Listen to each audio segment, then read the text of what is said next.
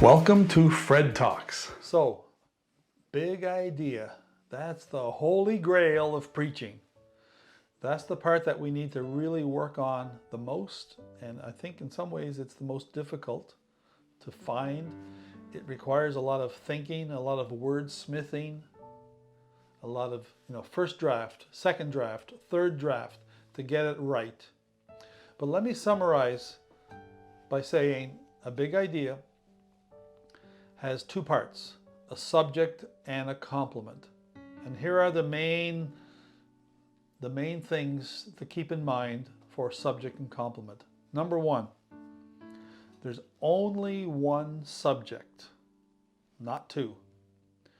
And your subject is always in the form of a question. And that question begins with who, what, where, when, why, or how. One of those. Now I find that the ones that are most common are why and how. So your subject always begins with a question and one of the above, who, what, where, when, why, or how.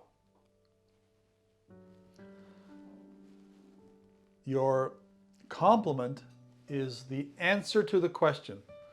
What is the passage saying about the subject? When you combine that, you now have an exegetical idea. Then you have to wordsmith it into a homiletical idea or a preaching idea. This is retaining the truth of the exegetical idea, but putting it in the language of your listeners in a way that's easy for them to grasp and hopefully even remember. This is Fred, and this is a Fred Talk. Thanks for listening.